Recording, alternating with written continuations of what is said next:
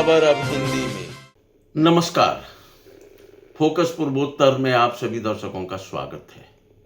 असम विधानसभा की घोषणा हो चुकी है और जैसी कि जानकारी आप लोगों को होगी कि अगले 9 अप्रैल को असम विधानसभा का चुनाव घोषित किया गया है।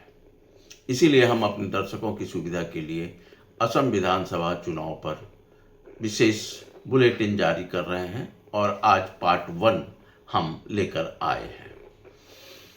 असम की 126 विधानसभा सीटों के लिए अगले 9 अप्रैल को चुनाव होना है और इसके लिए 16 मार्च को अधिसूचना जारी हो जाएगी। असम के साथ चूंकि पश्चिम बंगाल, तमिलनाडु, केरल और पांडुचेरी के लिए भी विधानसभा चुनाव की घोषणा हुई है, इसलिए सारे चुनाव के संपन्न होने के बाद ही मतगणना होगी।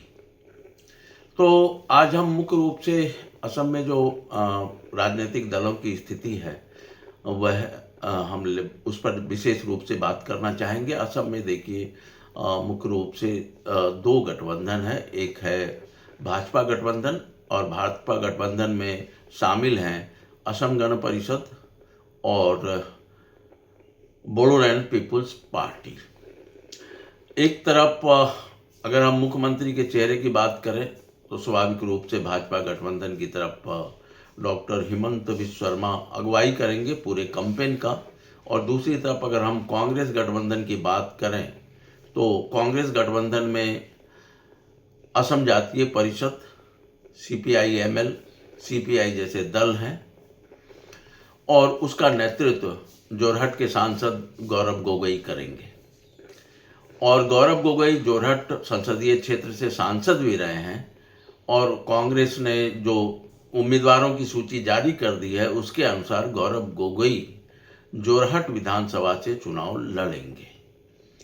अब दिलचस्प ये है कि चूंकि डॉक्टर हिमंत बिस्वा शर्मा गौरव गोगोई के खिलाफ लगातार आक्रामक रहे हैं और उन पर तरह तरह के आरोप भी लगाते रहे हैं, और दूसरी तरफ गौरव गोगोई हिमंतो के सामने प्रतिद्वंदी के रूप में खड़े हो गए हैं। गौरव गोगोई पूर्व मुख्यमंत्री असम के स्वर्गीय तरुण गोगोई के पुत्र हैं और आहोम समुदाय से आते हैं।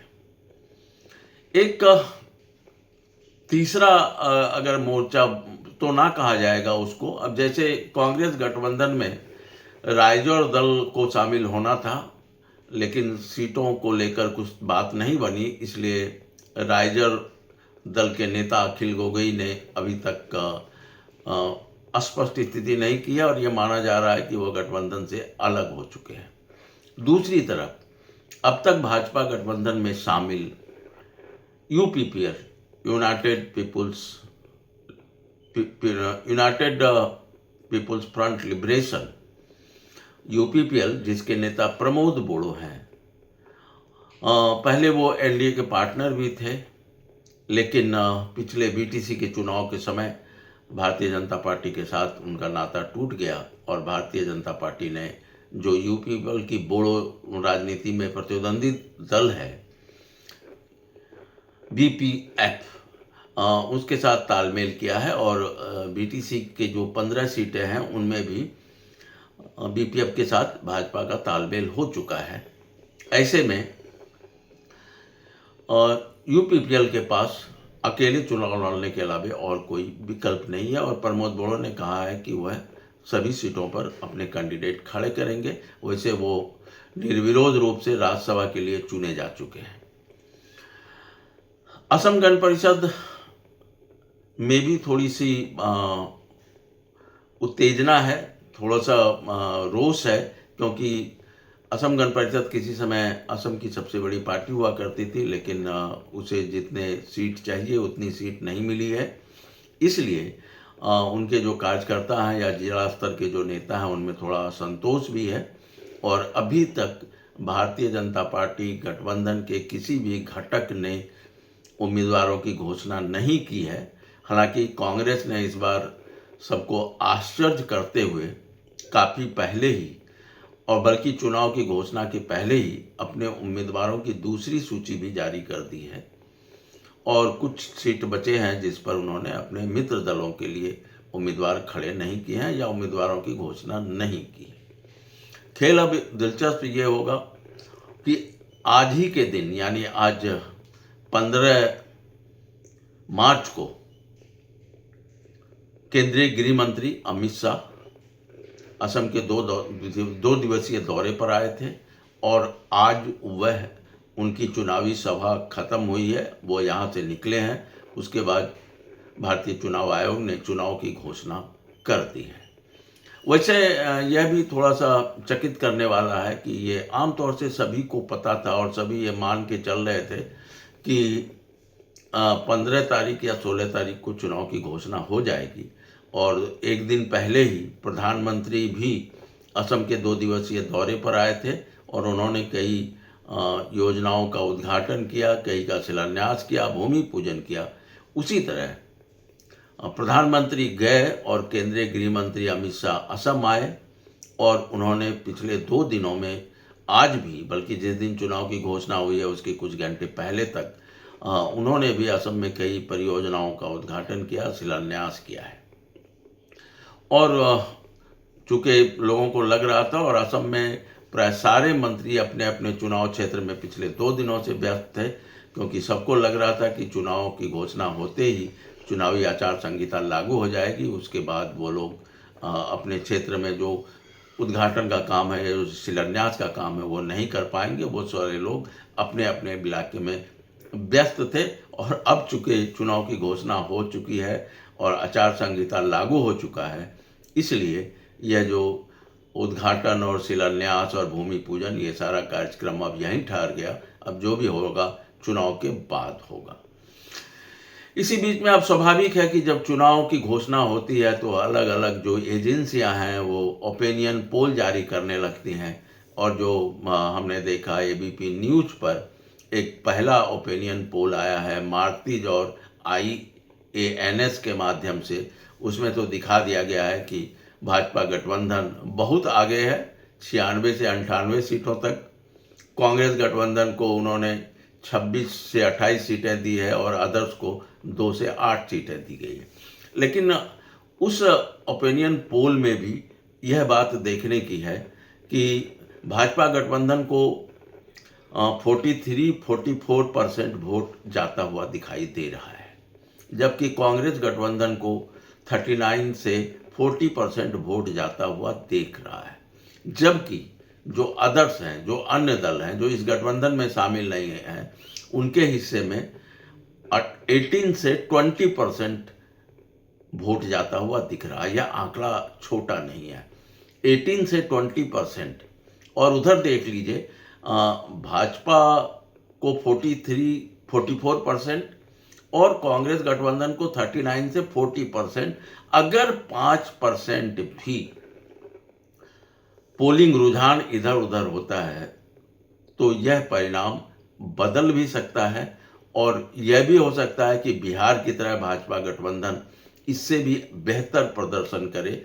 तो अब सवाल यह उठता है कि इसमें यह जो अदर्स के खाते में जो 18 से 20% वोट जाता हुआ दिख रहा है, यह वोट अगर किसी गठबंधन की तरफ चला जाता है तो आदर्श में तो अखिल गोगोई की राइजर पार्टी है और प्रमोद बोड़ो की UPPL है, तो इनको कितना सीट मिलता है। और अगर यह जो 18 से 20% जो अदर्स के खाते में है, अगर वो किसी एक गठबंधन की तरफ मुड़ जाता है तो वह पार्टी, वह गठबंधन निश्चित रूप से स्वीप कर जाएगा। इसीलिए, और अभी तो बहुत प्राइमरी है और अभी के ओपिनियन पोल पर कोई टिप्पणी करना या उसके आधार पर कोई राय बनाना संभव नहीं है। वह इसलिए भी कि अभी तक भारतीय जनता पार्टी गठबंधन ने अपने उम्मीदवारों की घोषणा नहीं की है।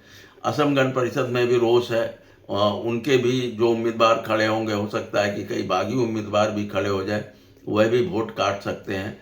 तो ये सारी चीज़ें हैं। लेकिन पिछले एक सप्ताह से असम में चुनावी सक्रियता बढ़ गई थी। भले ही चुनाव आयोग ने आज यानी 15 मार्च को चुनाव की घोषणा की है। मुख्यमंत्री डॉक्टर हेमंत बिस्वा शर्मा के नेतृत्व में न्याय यात्रा चल रही थी। दूसरी तरफ आशीर्वाद यात्रा भी कांग्रेस की तरफ से निकाली जा रही थी। तो ये सारी चीज़ें, इस तरह की गतिविधियां जारी हैं। लेकिन सबसे महत्वपूर्ण पहलू यह है कि क्या जुबिन गर्ग का मामला इस चुनाव को प्रभावित कर पाएगा, क्योंकि जैसे जैसे चुनाव करीब आता गया, जुबिन गर्ग को न्याय दिलाने की जो बात है वो सोशल मीडिया पर खास करके बड़ी मुखर होकर उठने लगी है। तो यह जो आवेग है, असमिया आवेग है, क्या यह फिर से उभर कर सामने आएगा और यह चुनाव को किस हद तक प्रभावित करेगा, ये सारी चीज़ें हैं। तो पहले उम्मीदवारों की घोषणा होने दीजिए, स्थिति स्पष्ट होने दीजिए, उसके बाद नॉमिनेशन की प्रक्रिया है और नॉमिनेशन वगैरह का काम पूरा हो जाए, उसके बाद वो रण क्षेत्र में कौन कितने लोग बसते हैं, ये सारी चीज़ें आने वाले समय में पता चलेंगी। लेकिन यह तो तय है कि बिहू के पहले, जैसा कि चुनाव आयोग ने भी कहा था कि बिहू असम का सबसे बड़ा उत्सव है, इसीलिए हम चाहेंगे कि चुनाव उसके पहले संपन्न हो जाए। और काफ़ी दिनों के बाद असम में एक ही चरण में, आमतौर से असम में 2 चरणों में चुनाव होते थे, लेकिन इस बार एक ही चरणों में 126 सीटों के लिए चुनाव होने जा रहे हैं।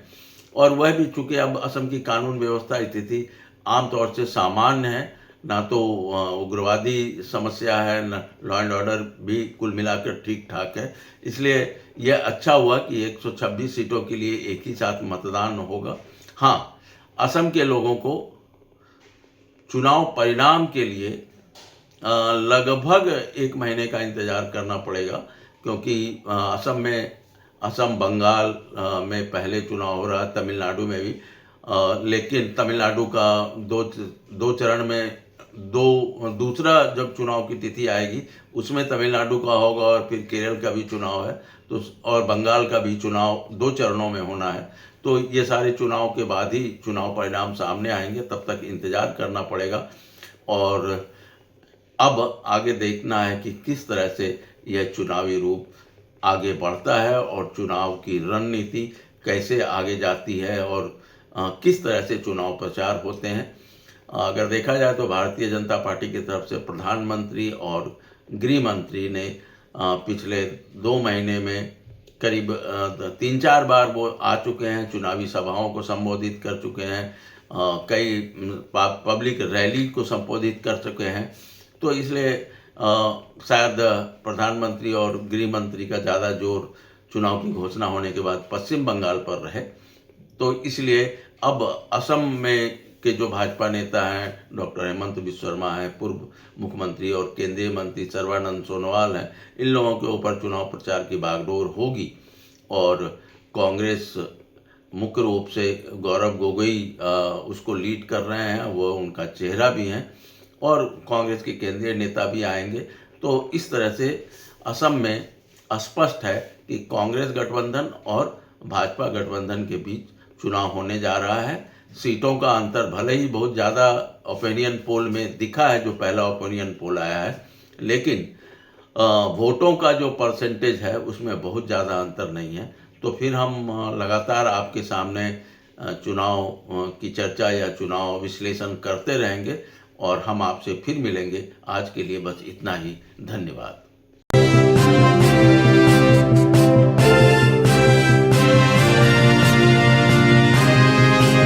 पूर्वोत्तर की खबर अब हिंदी में।